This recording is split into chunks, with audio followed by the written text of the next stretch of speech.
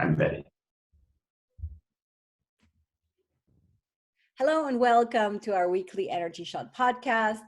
This is Matt Taylor. My name is Nicole, and we're having a decision that we're producing this podcast almost a year ago. No, even more than a year ago. Yeah, no, it was January last year. 2021, yeah. Yes. We want to give you weekly astrological updates and some coaching tools, some healing techniques, some wisdom, some teachings to give you like inputs and inspiration for your day-to-day life to maneuver yourself and your body on this planet in a better way.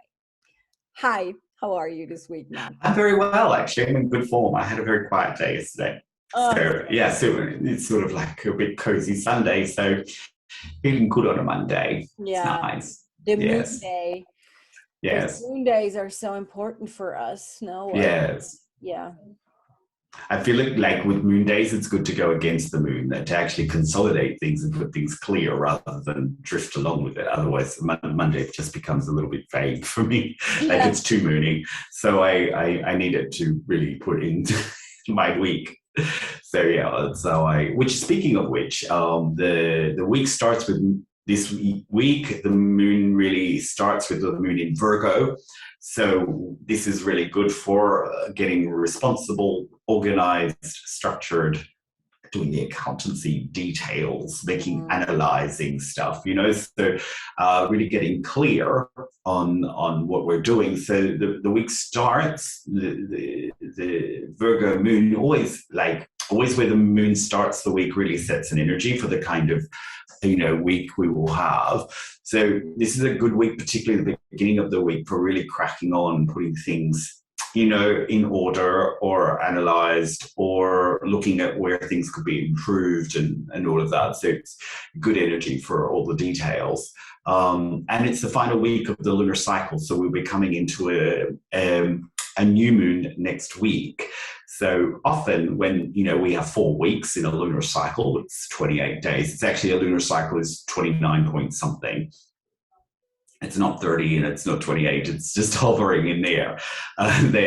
So we are coming to the end of a lunar cycle next week. So when the lunar cycles are closing off, we know that this is really a good time for not really doing new things, although you can if you want to, but really to take advantage of the energy. What we're doing is really reflecting on what the month was like, what I need to go over, what I could release, what I want to, take into the new cycle So it's really a reflective letting go, closing off point. And what a great way to end with Virgo energy, because it really helps you analyze and get into the details of what the month was like, so that you can finish off knowing really exactly, where you're at to go into the new lunar cycle next week. So that's kind of a good energy to take advantage of this week. For me, it's almost with this week. It started yesterday already, a little bit from the energetic point of view, but it's also an option to close down the past year. Like for me, it feels not even, only this lunar cycle, but even to close the window of the last year. And yes, there's a lot of that. There's a lot of that, actually. We're coming to a big phase of endings. The last full moon had a few energies of endings and rebirth, so bouncing back. Like it had a lot of Selena energy, and Selena is the asteroid of coming back from the depths. So it has this kind of bounce back energy, bringing new things up, like that perhaps we were in. And also, too, we've had a long period of something in retrograde. And this week, Mercury finishes its retrograde, and Venus finishes its retrograde. And last week, Uranus finished its retrograde. So that means no planet in retrograde. And no planets in retrograde. Oh, my God. That's right. Finally, so let's have a party. Finally, you need to, because it's a big thing, So what we've had over 2019, 2020, 2021 is a lot of planets retrograding in the final half of the year, Right. And this will happen again in June, July. We'll get many planets starting to retrograde. And then in about September, October, we'll get some more. And then they will fade off in November and December. So again, we're going to have this big amount of planets retrograding all together in the second half of the year. Now, we know, looking back over those 3 years, that there's a distinctly different flavor at the beginning of the year. Everybody's happy, everybody's upbeat, everybody's like, oh, get on with it. Oh, it's coming to an end. Oh, hopeful. And then we go back into this, and it's like, oh, it's never ending. Oh, it's so hard. Yeah. But really, these big planets all retrograding at the same time give us such an opportunity to really reflect and go deep and look at what's not working, analyze, stand back, go over things. And so it's really like, and now we can put those in, right? So now we will have, from this following week, more or less the beginning of February, let's call it that, a big streak with really not much retrograde, in terms of major planets until May. So it's a good time to move forward, right? We've had this full moon last week that brings things up. We've got these closings of retrogrades. So it's a good time to feel like things are moving forward. And we know also from, we've been going through a pandemic now for, 2 years. And we also feel that is also coming to perhaps some kind of closure. It's as I said, it always comes in waves, and in each wave it gets less influential, right? It's less powerful, right? So, and we're starting to see it regress back to a flu, which is what my friend told me. She's also an astrologer and a virologist. So, so we're coming to that. Whether we get another one, we don't know, but at least this phase of this one is really feeling like that's coming to an end as well. So, so there's a lot like finalizing, both in the physical world, in the energetic world, that gives us a sense that we are moving forward, yeah? And just like you said, that many things are closing down, but also many things are opening up, Yeah. I feel also it has a lot to do with the Chinese New Year as well, because, whenever the Chinese New Year is now in the beginning of February, and it does something if 7 billion people are agreeing on a new year then. And the whole Orthodox community has agreed on a new year in January. So, like, for me, the January shift between the world where they agree that the 31st December of the year is the new year, and then they're having the Orthodox New Year, and then they're having the Chinese New Year. So it seems like a lot of collective fields are shifting into a new vibration, into a new energy. And for me, always, like, I really feel the new year here when the Chinese are coming in as well. Right. And something in the energy shifting again. And also, I think it's then the first, let's keep it that way, is the first cycle of the astrological new year, right? Yes, we have that in spring. So yeah, there's many energies, whether they're collective human made or organic, that are moving us at this point. So we will feel like a sense of moving forward. I think that's quite helpful at this point for all of us now. Yes. All a bit fed up. Yeah, and it kind of makes me feel good to be a little bit more optimistic, because sometimes I feel like, oh my goodness, I hear the doomsday machine, coming in. But it is difficult energies when many things are retrograding. You have to speak to that. But at least we get a chance to speak to something where the energies are a little more blowing in our sails, moving us forward. Not to say things are easy, but as human beings, we like to feel we're going forward. We like to feel things are happening and experiencing. It's important for us in that general sense of evolution and growth, that we have that. If I could just speak to a little bit more of the Mercury, and then, just to give a little bit more detail, because it's important here that what we understand about Mercury retrogrades over the past years, they've only happened in air signs. So air is the energy of our head, right? What I think and what I say and my thought in the logic, in the material, right? Not the upper consciousness stuff, more here. And Mercury is the sign that rules over that.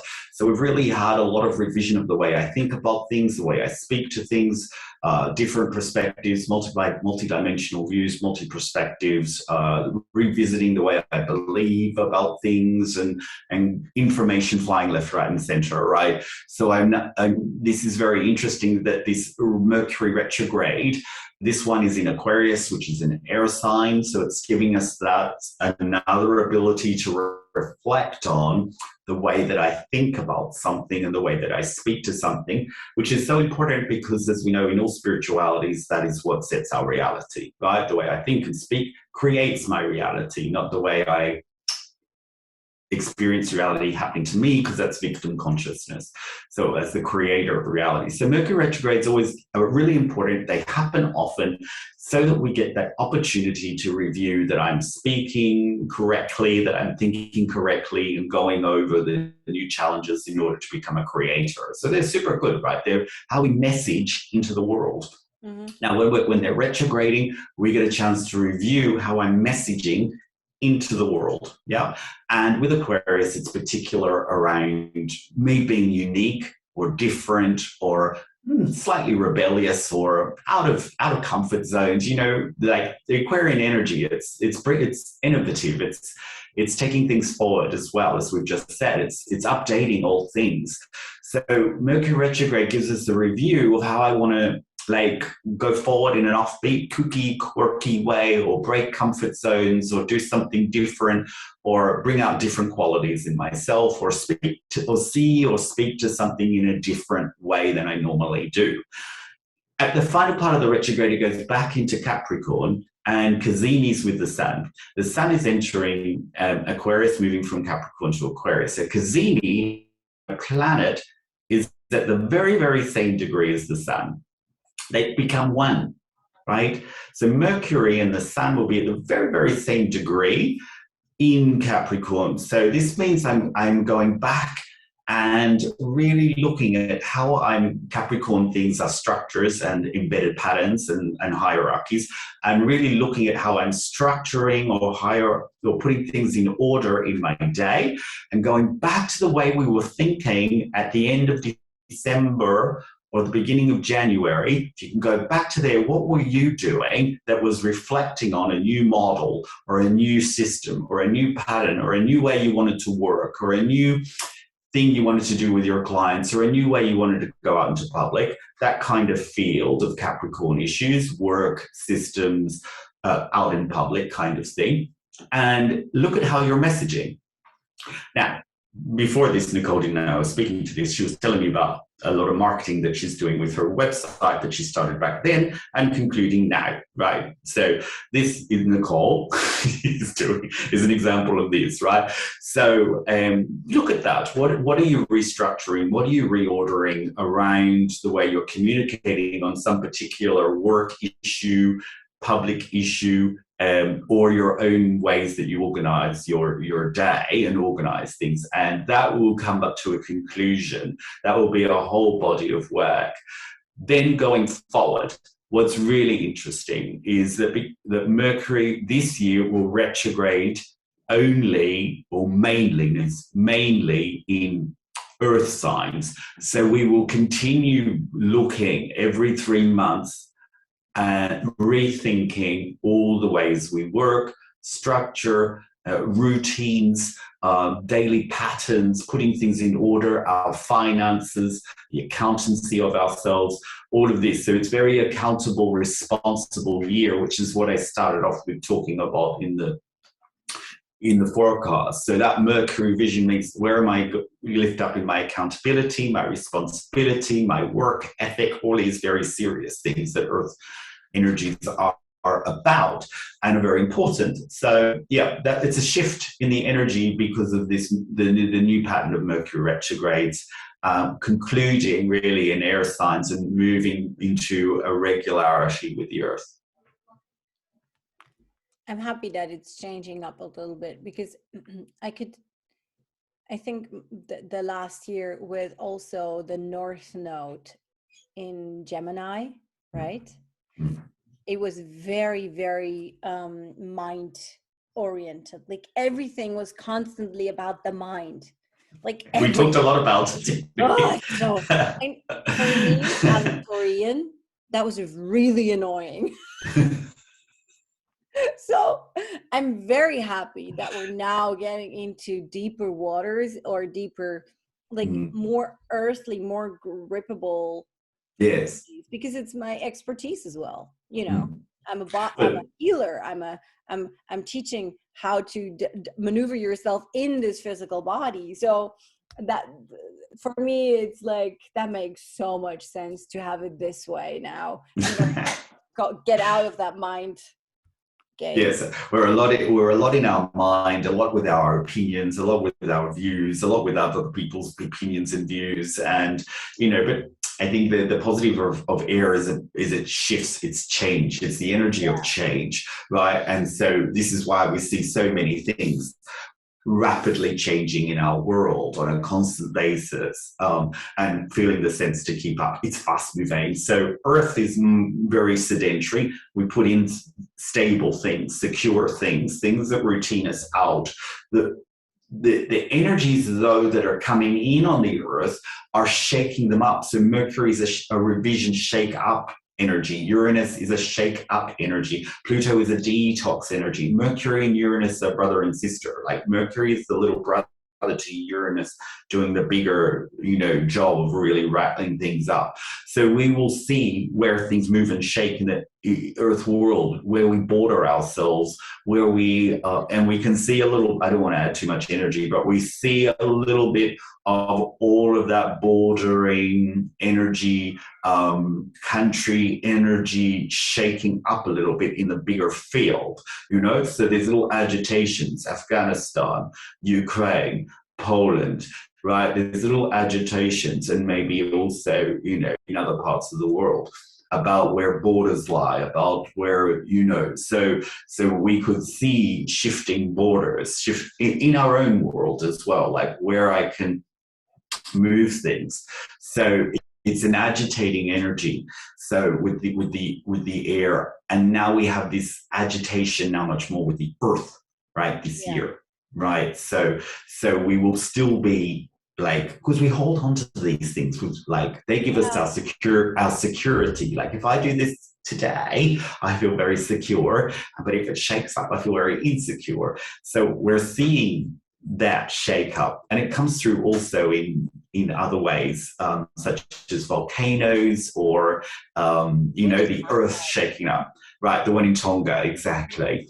So these will come more into play, and the finalization of Venus retrograding is in Capricorn as well, which is also an Earth sign saying, what's your money, what's your time, what's your value worth, so you're really looking in at your self-value, and you're reanalyzing what you're worth, and the cost of things, and the time of things. So this year is very down in the practical. It's really practical year about what are you doing, how you're doing it, how you're laying this out, how you're organizing this. Very much so. So we'll be talking a lot about that. I'm looking forward to go with you through this year, so I know where I have to go and do my work. You're very on it, though. You always tell me something before the session, and I think, oh, that is exactly where the planets are, really, really taking you. So you're very aligned, I think, just in a sense. Yeah. Yeah. I think so too. And it's really, for me, it's fascinating because there are many people that are very aligned that have nothing to do with astrology or mystics at all whatsoever. And because they're having a very good connection to their selves, to their physical body, to what their needs are. The physical body actually has really the capacity to talk to you and to give you, like, when you, for example, have a funny stomach for 2 or 3 weeks, and you feel like I would maybe need to have a cleanse, like a soup cleanse, or like a deeper cleanse, whatever, like a fast or something, or oh, maybe I should do a fast for 1 or 2 days, or maybe I should eat only veggies for a couple of days to to cleanse. The physical body actually would give you the things you need to do in order to be aligned with the cosmos. Or Love that, because like earth energies do relate to the body because it's physical. yeah, No, it's an earth experience, yes, and the energies with that are very like cleansing, shaking, changing. So I think that will be a trend this year, and new kinds of detoxes or the ways to disrupt your own normality. Like people want to do that, or patterns. That's right. So yeah, if you're proactive in that, you can really, as Nicole's saying, you can really move with the energy a bit easier, rather than yeah, if you're trying to resist it, you get that tension, or you get that stress that you don't want. So just like integrating things in your own life that disrupt or cleanse or change is more proactive and will help. yeah, I think so too. And I think again, you don't need to be super spiritual. You can have like a normal job somewhere, but because your connection to your physical body is really or your relationship to the physical body is very beautiful, you start to listen to him, and like, oh, he wants to move, there is a need to, there's always this thought coming, oh, I should go to the forest, and then you actually really go to the forest, and that really then brings you into alignment with the trees, and the trees are doing celestial communication, and through that you can connect to the cosmos better, and but that's done automatically just because you thought you want to go in the forest. So like, I think the cool thing about the mystics and the mystical arts in general is they explain a lot of things, a lot of phenomenons in a deeper sense, in a deeper level, but they're actually not needed if you have a relationship to your physical body and to your environment.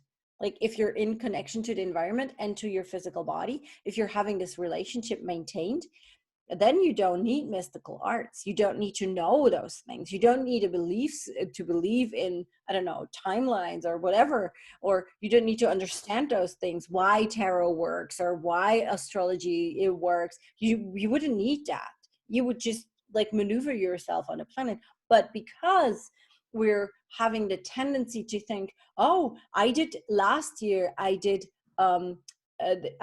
this every day. I ate every day an avocado. I don't know, avocado toast. This is because we spoke about it. Oh, Yeah. last year I ate every day an avocado toast, and you're still doing it, but it doesn't feel good anymore. Well, your body's telling you you don't need it anymore. Then eat something else. Like then do I don't know, a matcha bowl, or I don't know what people eat. Like listen to your body, and that will put you even deeper in alignment than ever before. And then, Yes. yeah, I love this conversation about how nature reflects how we need to move and live, right? So yeah, there's many like clues in nature about what they're going through and what they're changing and how they work, right? So it's interesting because the last full moon kabbalistically is the energy of nature. So it's the new year for nature. It's the full moon of Aquarius, which is kabbalistically we're in the month of Aquarius, and it's the full moon where nature gets the energy for the year. So in the quantum physics of this world, where this full moon that we just last received is really about how trees defy gravity, right? And yeah, how they have a process where they're continually blooming and restricting and blooming and restricting and all of this. So there are many clues in there, and it's lovely that we're talking about it because the souls of the trees and the vegetation are receiving their energy during this moment. So, they have a cyclical process as well. So when we're connecting more in with cyclical processes, we are evolving, we're moving forward, and something that is more in tune or organic to our own true soul. yeah, totally. Mm. It's a beautiful point, and Earth is again nature. So I think that this is great one, a great tool. So listen to your body, as Nicole say. It's great. So that's the end of the week. We will see the Mercury retrograde finalize. We will see the Venus retrograde finalize. And another finalization this week is Mars is finalizing in Sagittarius and entering in the Capricorn. So we will have another Capricorn energy. We'll have Mercury finalizing, Pluto still in there, and Mars is entering there as well. So this is now we have 3 forward planets, at the end of the week going into Capricorn. This is roll your sleeves up, get on with the job, do your work, put a lot of drive, a lot of passion into what you're taking your work out into. This is a time to get excited really about the work that you want to do, the money you want to earn, the way you want to put that in order, how you want to structure that. There are a lot of people who are not good with structures. And if you're not good with structures, this is the time to do that, because you will never reach your goals unless you have good structures in place. So, it's really more about structures than it is about goals. Whether we look at the psychology, the spirituality, everybody, who does work on this area says it's better to have a routine, a weekly routine that takes you somewhere to where you want to go than constantly focusing on the goal, right? So this is excellent for structuring your life and getting excited about the things that you want to do. So really positive energy for the next 5 or 6 weeks as Mars goes through Capricorn. It will go past Pluto at some point in 4 weeks. They were doing a transit, so Pluto, and that's when we get really intense. That's when things get really intense. So that could be positive intensity. Usually when Mars and Pluto are joining up, it can be quite a negative one or a challenging one. But this one, when Mars goes transiting past Pluto, really adds intensity. So we will be ramping up on the finances, on the time, on the work. Money's time. Time is money. All of that sort of phrasing. We will feel, and we will want to make the most of it. So I would expect some kinds of with the current energies, I would expect productivity to be really increasing. So also as it finalizes in Sagittarius is about being the boss. It's about who's on top. It's belief systems. It's how we understand things. It's how we want to grow. It's how we want to expand. So we will feel a natural sense of more growth, more expansion, more ideas, more the ways I believe in myself. But watch, because Mars in a fire sign like Sagittarius means there could be domination issues, who's on top, So, and we see this starting to play out in the greater field, that there's a power struggle going on to show who's on top. Can I get on top? Right? And so we will see. And interestingly, the way the world is responding to this constant trigger of who's on top is with finances. We will cut the finances into the country if you do this, right? So this is very interesting that we're having a lot of this financial power struggle in the bigger field at the moment, right? With the Ukraine, right? And the Western world has responded by saying, well, we'll cut off all of the internal financial mechanisms going into Russia. That's their defense.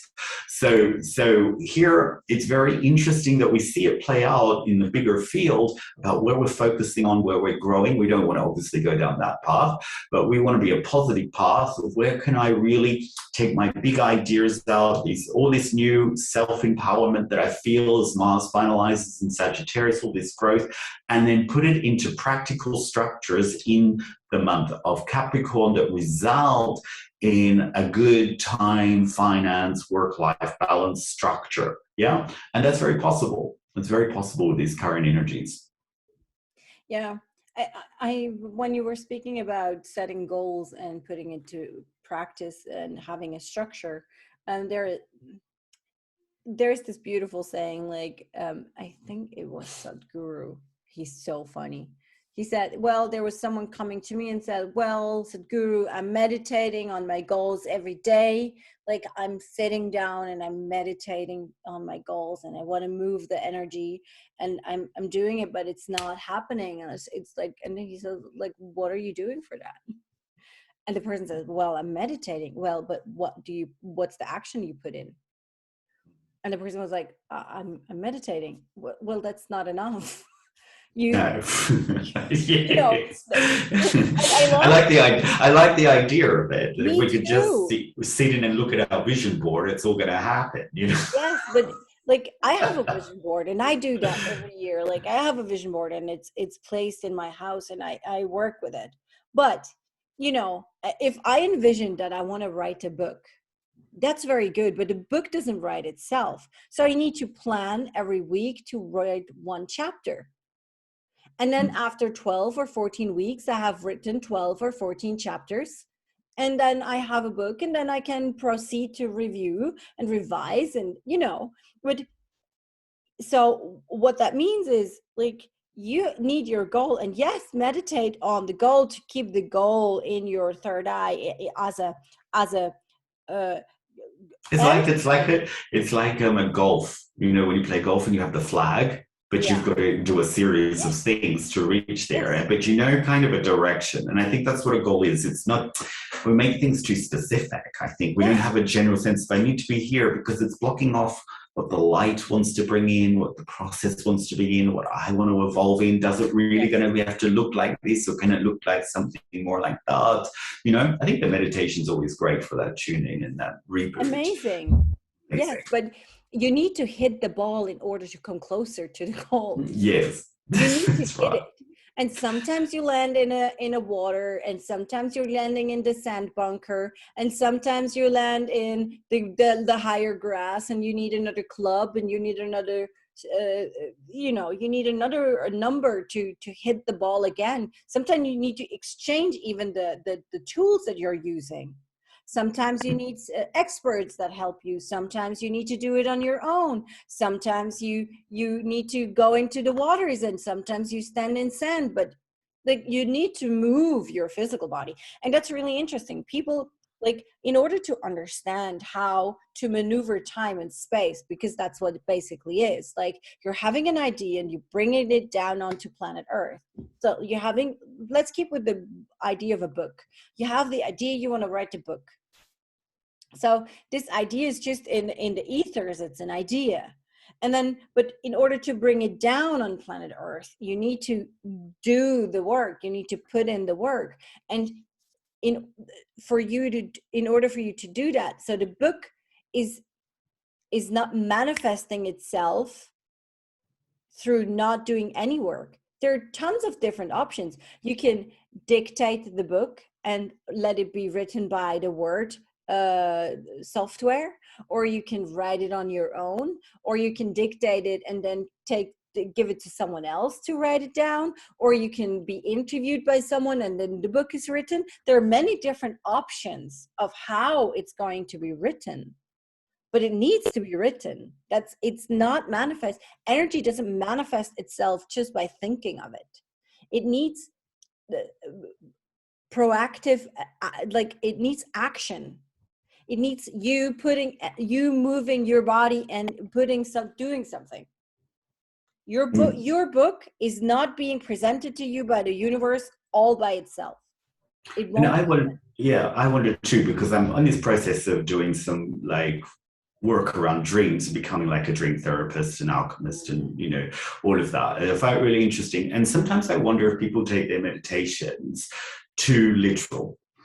Because the only way that the subconscious can speak to you is through image, but it's not about what the image is. It's about understanding what it represents. What are the energies in there? What is it trying to communicate to you? And and people say with their dreams, I think, and anything coming up from their subconscious, oh, this happened. This means this will happen, and this is very, you know, like, not how the subconscious speaks to us. It speaks to us through messages that are coded. And so I even wonder, like, even at the beginning point of our meditations, if people are understanding them, what's coming up in their visualizations really correctly, because if they're taking them literally and reactively responding to that, it is not it's very can be often very far from what the dream's actually about. So, people will say to me, "Oh, you appeared in a dream," and it's not about me. It's about what I represent to you. You know what I mean? It's nothing about us. You know what I mean? But somewhere in your subconscious mind, I represent something to you, and you need to look at what that represents. For example, I'm just making a simplified example. There's many, like, to decode a dream, it takes an hour, hour and a half to get even vaguely close to what it is. It's a huge work, So, and I wonder, even at the beginning point, if people are just really able to decode their meditations properly, so they even know where they're going. Like, people say, I meditate and I saw Hawaii, do I need to move there? I mean, it's possible. It's a nice place, but it's not really that. It might be, but it's not really that. It's more like, what does all of that imagery mean? And you have to probe into that, and you need someone maybe even to help you probe into that, because the subconscious is not literal. Yeah. So there's many things here about meditation, I think, that are important about understanding them properly, what they really mean to you, and as you said, how you structure and go forward to create what that could possibly be. That's it for me for this week, but I think it's good. Like, it's a lot of closing down up and really cracking on with that energy and breaking through new things, getting things done, productivity, new realities. Yeah, and hopefully we'll get to continue speaking very positively for a while, yes, about all this stuff. So, I mean, people you'd even talk to, I don't know about you, Nicole, but even in my circles of friends, people feel like they really want to get on with something new now. And that's just, they, of course, in their mind, if you don't know anything about astrology, they're associating it with the virus finishing up. And to a sense, I understand that. But really, there is a lot of energy as well in the 99% reality of energy that's really feeling like, okay, I want to close down this part. I want to analyze it. I want to reflect on it, and I want to take things forward. Love it. I feel Me too. one more thing about the meditation. I think what's really important. I'm a very big nerd when it comes to energetic techniques, and yes. I feel I know it's but very good. But a good nerd. I'm such a geek. I know it's. Sometimes I'm like, why can't you just be fun? Why do you always have to be? It is fun. Yeah, it is fun. Well, I know it's what I do. So the dreams are happening in your are working in your subconscious mind, which is really beautiful. I fully agree with that. There are meditations where you're going into the subconscious landscape, where you're meditating in your own current subconscious reality.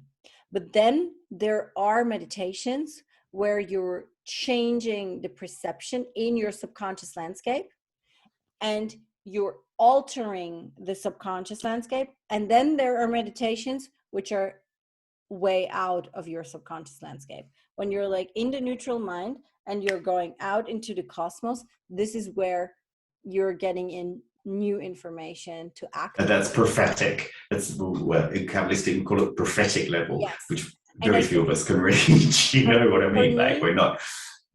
It's possible, but people understand that. Like, that's why also, like, when people are like, "Oh, I did an ayahuasca ceremony," well, that's you do you in your subconscious landscape where you are. People are like, "Oh, I did a soul travel thing." Oh, good. Also, all the subconscious landscape. Oh, I dreamed about this. It's you dream. The quality of your dreams is only, or your meditation experience or your ayahuasca experience or whatever experience you have, is only in the field of you being able to download thought patterns which are the same vibrational field as your current subconscious landscape where you live in. That's it. But then there is this other part, how the Kabbalists say prophetic. We in Kundalini yoga, we say just meditation. And But this, I think what you're saying that is there's different levels, isn't there? So most of the meditation dream level that most of us get to is that understanding how it's coded. We're not yeah, occasionally, very rarely, once in 10 years, we'll get something prophetic where it's so clear to us about what yes, we've got today. Yeah, yes. and I think this is the level you're alluding to now. Yeah, and I'm trying to explain that there are techniques on this planet where you can have those prophetic meditations or prophetic experiences like More often. more often. Mm. Yeah, not only you jungling around or walking around in your conscious landscape. Yeah, that's right. And then I think that's such a great point, like to understand that we, just to add, we've got Jupiter in Pisces, Neptune in Pisces. So this will bring up more internal subconscious delving in there kind of feelings, so all this year. So we will see more of the subconscious landscape. But I guess our point is most of the time it's not literal. It needs a certain amount of deeper understanding of what it's trying to message back to you. Yeah, I fully agree. I love that. I think it'd be great to talk to more to that levels of different prophecy and messages as we go on. Amazing. That's a great point. Thank you, Nicole. All right. Thank you Oh, very much, everyone, for listening this week. We love you very much, and we hope you're back with us next week for the next astrology prophecy from the Matt Taylor Experience. If you want to book a reading, it's a good time for a yearly reading with Matt. Maybe. yes. Yeah, maybe. Like prepare yourself for what's coming, and have an amazing week. Bye. Bye.